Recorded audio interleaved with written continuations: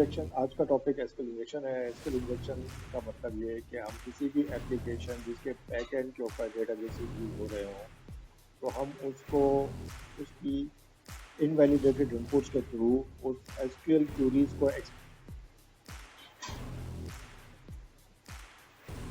SQL is the query language which we use to interact with the databases. और databases के अंदर जो data save हो रहा होता है वो in the form of the tables save हो रहा होता है, ठीक है। जैसे ये एक टेबल्स के फॉर्मेट है, तो ये टेबल है एक, फॉर एग्जांपल जिसको हमने नाम दे दिया टेबल का, कोई ना कोई नाम होता है, जैसे स्टूडेंट एक नाम है उस टेबल का। Tables are divided into the rows और कॉलम्स जो है, तो ये एक रो है और ये एक कॉलम है, ठीक है। One row is equal to one record. For example student, किसी एक स्टूडेंट का कंप्लीट रिकॉर्ड है, तो वो ये पूरा कंप्लीट रिकॉर्ड एक कंप्लीट रो है। साथ ही उसके कॉलम्स होते हैं, जैसे student ID, name, father name, post, user ID, password and things like that, ठीक है। तो दीज आर दी जस्ट एक जनरल एग्जांपल मैंने यहाँ पर एक ड्रॉ की हुई है कि जिसके थ्रू हम टेबल्स को अंडरस्टैंड कर सकें। डेटाबेस से टेबल्स अगर हमें एक्सट्रैक्ट करने हो तो उसके लिए हम सिलेक्ट की क्यूरीज हम यूज करते हैं। सिलेक्ट की क्यूरीज का मतलब जो सिंटैक्स है वो इस तरह से है कि select is the keyword and then column name, जिसमें कॉलम हमें यहाँ पर सिलेक्ट करने हैं वो कॉलम नेम लिखते हैं, and then from table name, ठीक है। इसका एक जनरल फॉर्मेट ये है कि सिलेक्ट स्टैटिक फ्रॉम स्टूडेंट, तो यानी कि जितने भी स्टूडेंट्स हैं उन सबका डेटा फैच करके ले आओ, ठीक है। अगर हमें यहाँ पे सिर्फ और सिर्फ वो स्टूडेंट चाहिए जो कि CEH के स्टूडेंट हैं, तो उसके लिए हम वेयर का क्लॉज लगा सकते हैं, ठीक है। तो वेयर का क्लॉज लगाने के लिए हमारे पास select static from student where course is equal to CEH, ठीक है। इस तरह से हमारे पास सिर्फ और सिर्फ वो स्टूडेंट आ जाएंगे जो कि CEH के होते हैं, यानी कि दो स्टूडेंट्स का नाम आ गया, ठीक है। सिमिलरली अगर हम चाहें तो सिर्फ और सिर्फ सिलेक्टेड कॉलम्स भी हम सिलेक्ट कर सकते हैं, select user ID comma password from student, तो इस तरह से हमारे पास सिर्फ लिमिटेड स्टूडेंट्स ही हमारे पास आएंगे, ठीक है। तो फर्दर हम इसके अंदर और भी हमारे, अगर कोई एक एप्लीकेशन है जिसके अंदर यूजर आईडी पासवर्ड्स हमारे पास दिए हैं और वो यूजर आईडी पासवर्ड्स को हम वेरीफाई करना होता है कि वो यूजर वैलिड है कि नहीं है, जैसे किसी भी वेबसाइट के ऊपर होता है, तो select user ID password from student where user ID graph है। एक एग्जांपल दे रहा हूँ मैं, जो सिंपल इससे and password is equal to profile से एक जो भी उसका है, तो अगर ये यूजर आईडी पासवर्ड दोनों मैच करेंगे तो फिर आपको आ जाएगा, ठीक है। लेकिन अगर सपोज करें कि मैंने यहाँ पर लिखा हूँ, मैं सिर्फ एक एग्जांपल आपको देना चाहता हूँ कि select static from student where course is equal to Python, तो कौन सा स्टूडेंट आएगा? 002 वाला स्टूडेंट, अदनान, ठीक है। इसी से select static from student where course is equal to CH, तो कौन सा स्टूडेंट आएगा? राफे एंड अली आएगा। लेकिन साथ में मैं अगर यहाँ पे लगा दूँ एंड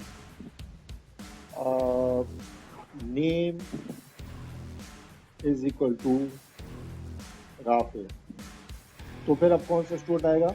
वो ये स्टूडेंट आएगा उसको, ठीक है। क्योंकि दो कंडीशंस मैंने यहाँ पे लगाई हैं, दोनों कंडीशंस ट्रू हो गई हैं, तो अब वो स्टूडेंट आएगा। लेकिन अगर साथ में मैं यहाँ पर ये कर दूँ कि and name is equal to Adnan, तो अब कौन सा स्टूडेंट रुक के आएगा? कोई सा भी नहीं आएगा। क्यों?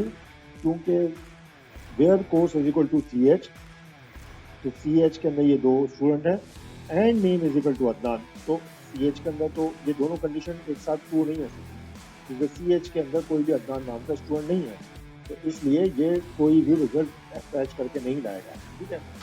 और अगर मैं इसकी जगह यहाँ पर ये लिख दूँ कि एंड की जगह, एंड का मतलब दोनों कंडीशन ट्रू होना जरूरी है, लेकिन एंड की जगह अगर मैं और लिख दूँ तो फिर ये डेटा यकीनन सारा का सारा डेटा उठा के इसके अंदर लेके आ जाएगा, सही।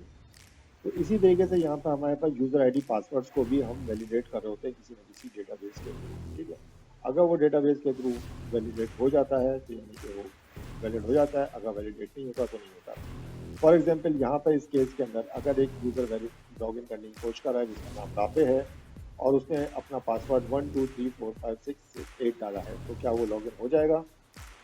नहीं, लॉग इन नहीं होगा, क्योंकि उसका पासवर्ड मैच नहीं कर रहा है। यहाँ पे and password is equal to 1 2 3 4 5 6 नहीं है, लेकिन इसी की जगह अगर वो पासवर्ड यहाँ पर अपना अगर सही पासवर्ड डाल देगा तो ABCD 1 2 3 4 तो फिर वो मैच कर जाएगा और वन रिजल्ट फाउंड हो जाएगा, जिसके बाद वो वेरीफाई होकर वैलिडेट कर जाएगा और लॉग इन कर जाएगा।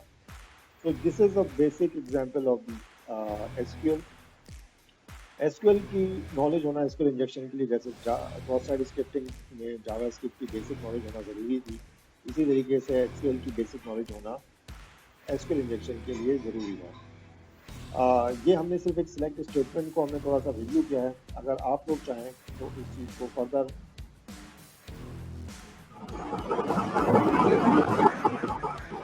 अगर आप लोग चाहें तो इस चीज को फर्दर आप w3school.com से जाकर एसक्यूएल को फर्दर डिटेल में जाकर पढ़ सकते हैं।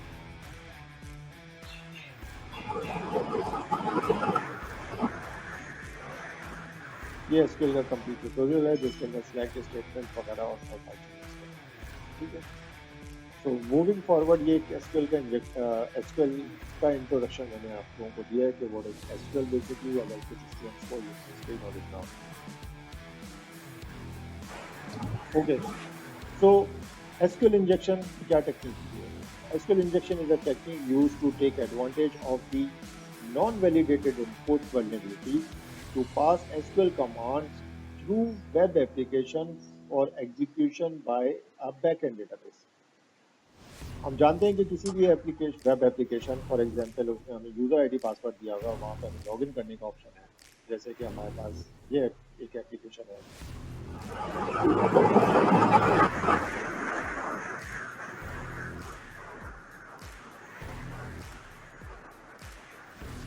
जैसे ये एक वेब एप्लीकेशन है। अब यहाँ पर हमारे पास लॉगिन का ऑप्शन है, तो we have a option to log in into this application और यूजर आईडी पासवर्ड का जितनी सी बात है यहाँ पे, जो भी मैं यूजर आईडी पासवर्ड दूंगा वो पीछे जाके किसी न किसी डेटाबेस के साथ इंटरेक्ट करेगा। मुझे इसका यूजर आईडी पासवर्ड याद है और मैंने डेटाबेस को रिसर्च कर चुका हूँ, तो अगर मुझे याद है तो आई डोंट रिमेम्बर इट, ठीक है।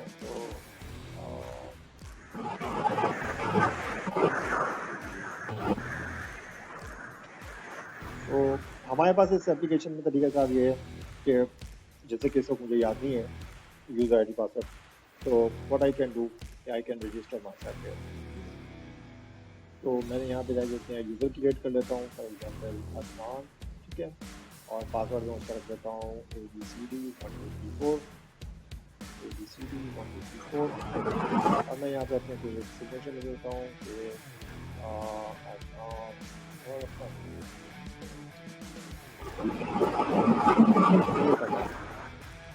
अब ये बेसिकली एक डेटाबेस में जाके एक अकाउंट क्रिएट हो गया और अब मैं जाके इससे लॉगिन करता हूँ ABCD1234,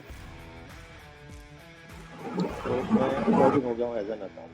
तो ये जिस तरह से एक डेटाबेस होगा, उस डेटाबेस में टेबल होगा और टेबल के अंदर जाके यूजर आईडी और पासवर्ड जाके सेव हो गया होगा, और सेव हो जाने की जरूरत में जब भी मैं लॉगिन करूँगा तो वो वहाँ पर जाकर ऑथेंटिकेट करेगा, स्टैक पूरी चलेगी और वहाँ से वो ऑथेंटिकेट हो कर जब अगर सक्सेसफुल आ गया तो मुझे वो लॉगिन कर देगा। अगर वो सक्सेसफुल लॉगिन नहीं हुआ, यानी कि यूजर आईडी और पासवर्ड दोनों मैच नहीं किए, तो फिर वो मुझे मैच नहीं कराएगा। तो दोनों में से कोई एक चीज़ भी अगर गलत होगी तो मुझे लॉगिन नहीं करने देगा।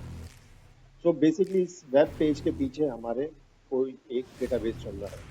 तो जो इन्होंने यहाँ डेफिनेशन हमें जो पढ़ी है अभी, SQL injection is a technique used to take advantage of the non validated input vulnerabilities to, non validated मतलब कि हम जो वैलिडेशन ना हो जिसके अंदर, ठीक है, तो वो हम अभी जो जैसे हमने क्रॉस साइट स्क्रिप्टिंग के अंदर हमने स्क्रिप्ट को इंजेक्ट कर दिया था अपने सर्च बॉक्सेस के अंदर, तो वो एक नॉन वैलिडेशन, ठीक है। तो इसी तरीके से हम यहाँ पे एसक्यूएल क्वेरीज को इंजेक्ट करेंगे इन टेक्स्ट बॉक्सेस के अंदर, यूजर आईडी पासवर्ड वाले टेक्स्ट बॉक्स, और जिससे जो है वो हम उसको कहते हैं non validated to pass SQL commands through a web application to execute backend database. तो this is what this is, इसके जो पेज है उसके पीछे जो बैकएंड पे एक डेटाबेस है और उसको हम एसक्यूएल कमांड्स उसके अंदर इंजेक्ट करने की कोशिश करेंगे। SQL injection is a basic attack used to either gain unauthorized access to a database or to retrieve information directly from the database. या तो हम उससे unauthorized access हमें मिल जाता है किसी database के ऊपर या किसी application के ऊपर, और या फिर हम उस database से कोई information retrieve कर लेते हैं जो कि हम confidential information है। Again, जैसे मैं पहले बात कर चुका हूँ इस बारे में वेब एप्लीकेशन पेनिट्रेशन टेस्टिंग वाले से कि it is a flaw in web application and not a database of the web server issue. ये डेवलपर की मिस्टेक है और वेब एप्लीकेशन का फ्लॉ है। ये कोई अगर पीछे कोई ओरेकल या MS SQL या माई SQL या कोई भी डेटाबेस चल रहा है तो ये उसका प्रॉब्लम नहीं है, ये उसका फ्लॉ नहीं है, ये डेवलपर की मिस्टेक है। डेवलपमेंट करते वक्त नॉन वैलिडेशन की गई है, इसकी वजह से। मूविंग फॉरवर्ड,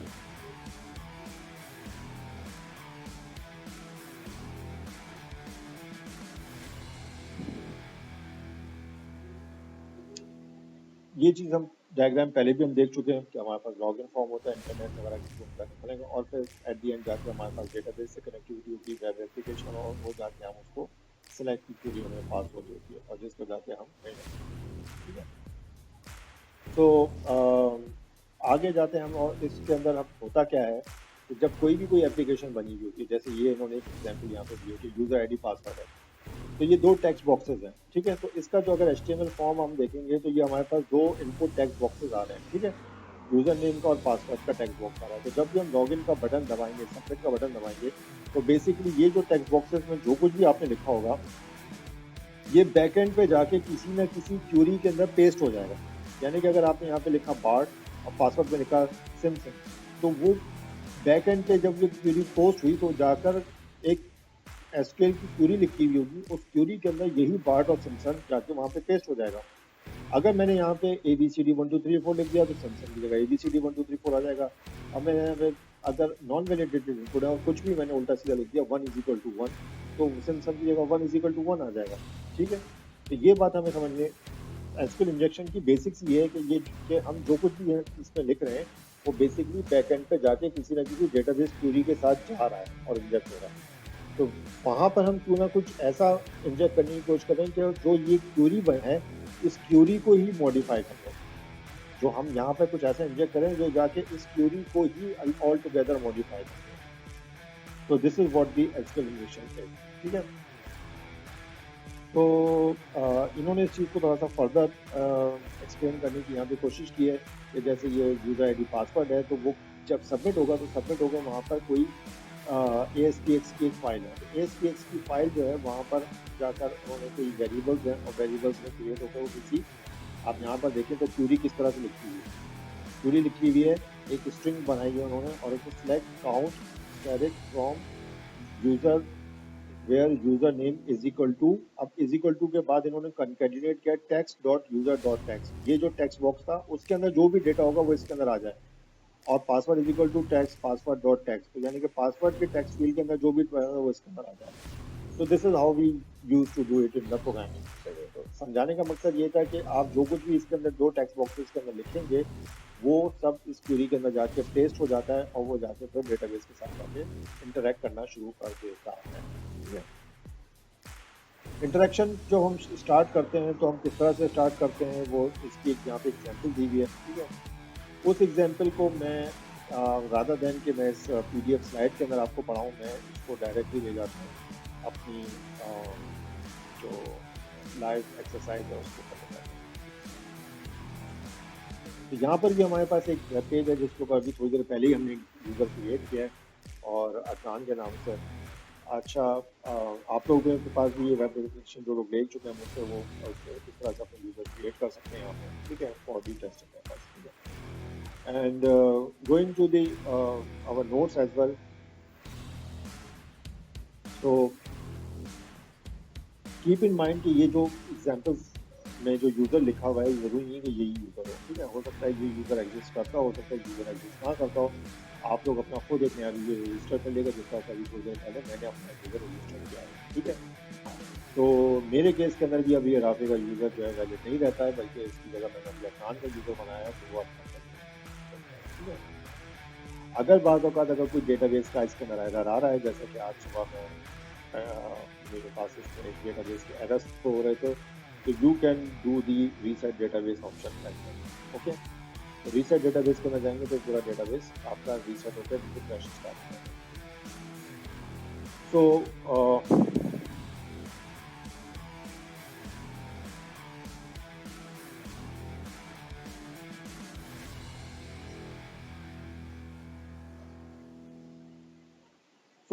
यूजर आईडी है अदनान और पासवर्ड जो भी है, जैसे हमें मालूम है कि पासवर्ड उसका है ABCD1234। और पीछे हम खुद से सोचते हैं कि पीछे क्या क्यूरी लगी हुई होगी। तो हमने कहा कि पीछे एक क्यूरी लगी हुई होगी, select count static from account या जो भी है, where user name is equal to V user, password equal to V password. ये वेरिएबल्स होंगे और जो कुछ भी हम लिखेंगे वो अल्टीमेटली उसके अंदर जाके यूजर आईडी पासवर्ड के अंदर जाके पेस्ट हो जाएगा। ठीक है, जैसे अगर मैं यहाँ पे लिखूँगा 1 2 3 4 6 तो वो 1 2 3 4 6 का वही उसके अंदर आ जाएगा। और यही क्यूरी होगी जो पीछे चल रही होगी। ये हमारा ख्याल है। हम एक काम करते हैं कि अदनान और फिर यहाँ पर लिखकर हम पासवर्ड की जगह में सिंपल एक इन्वर्टेड कॉमा डालता हूँ और डालकर मैं इसको लॉग इन करता हूँ। इससे हमें, जब मैंने इन्वर्टेड कॉमा डाल के मैंने इसको लॉग इन किया, चूँकि ये एक बहुत ही बेसिक सी एप्लीकेशन है और बहुत ही ज़्यादा हद दर्जा वर्नेबल है, क्योंकि because it is for develop for the education purpose, वरना इस तरह की एक्सेप्शन हैंडलिंग यूजुअली वेबसाइट्स के ऊपर हुई है, यहाँ पर नहीं हुई। ठीक है, तो मैंने सिर्फ एक कॉमा डाल के एंटर किया तो हुआ क्या कि पेज में एक एरर आ गया और जो बैकएंड का जो डेटाबेस का एरर था वो आगे थ्रोपुट हो गया और जिसके अंदर उसको आ रहा है कि जो क्यूरी एग्जीक्यूट हो रही है वो सक्सेसफुल एग्जीक्यूट नहीं हो सकती। सिलेक्ट स्टैटिक फ्रॉम अकाउंट्स, तो उसने पूरी क्यूरी हमें आगे थ्रो कर दी है, where user name is equal to Adnan and password is equal to. अब यहाँ पर आप देखें तो 3 इन्वर्टेड कॉमास लगे हैं। ये 3 इन्वर्टेड कॉमा क्यों लगे हैं? तो जहाँ पर आप देखें तो अदनान भी 2 इन्वर्टेड कॉमास के बीच में आ रहा है। तो 3 इन्वर्टेड कॉमा इसलिए आ रहे हैं क्योंकि मैंने टेक्स्ट बॉक्स के अंदर जो भी लिखा था, जहाँ मैंने यूजर नेम के टेक्स्ट बॉक्स में लिखा था अदनान, तो 2 इन्वर्टेड कॉमा के बीच में अदनान लिखा हुआ आ गया। इसी से उस टेक्स्ट बॉक्स में इन्वर्टेड कॉमा, जो पासवर्ड का जो टेक्स्ट बॉक्स था उसके अंदर मैंने एक इन्वर्टेड कॉमा डाल दिया था। तो 2 इन्वर्टेड कॉमा, ये 2 इन्वर्टेड कॉमा जो शुरू और आखिर के हैं ये प्रोग्रामर के लगाए हुए, और ये बीच वाला इन्वर्टेड कॉमा जो इस वक्त मैंने हाईलाइट किया हुआ ये मैंने लगाया था जो पासवर्ड के अंदर, और ये एज इट इज पास हो गया। जब ये एज इट इज पास हो गया तो फिर एरर क्यों आया? एरर इसलिए आया कि जस्ट सेज कि जी आपके पास 3 इन्वर्टेड कॉमास आ गए, तो यानी कि एक तरीके से वो एक एरर है। ठीक है ना, और वो एरर जो है ये इसमें यहाँ पर शो कर रहा है, ये आपके पास इस लाइन के ऊपर जो है वो एरर आ रहा है। So we successfully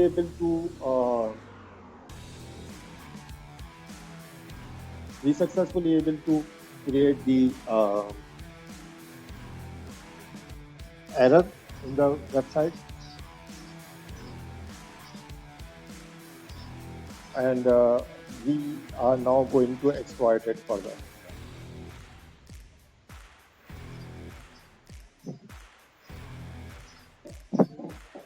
To do the exploitation further, what will we do?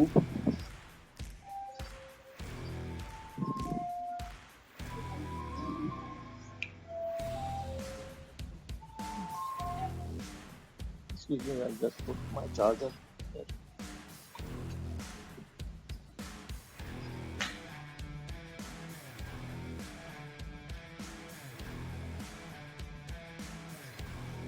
Okay, तो चार्जर इज ऑन।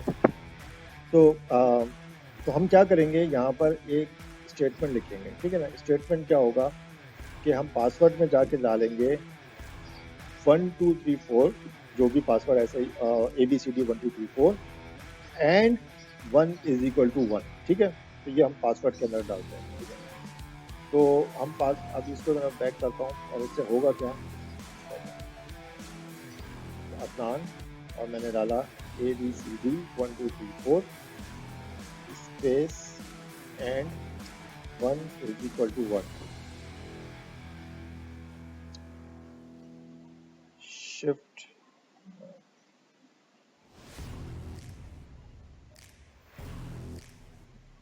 ओके, तो मैंने जो कुछ भी लिखा वो क्या लिखा, मैंने लिखा पासवर्ड के अंदर मैंने लिखा ABCD 1 2 3 4 and 1 is equal to 1, ये मैंने लिखा। जब मैं ये सब कुछ लिखूंगा तो अल्टीमेटली ये पूरा जो टेक्स्ट मैंने लिखा है ये उठ के जाएगा और जाकर एक पासवर्ड के तौर पर जो है वो उसके अंदर जाकर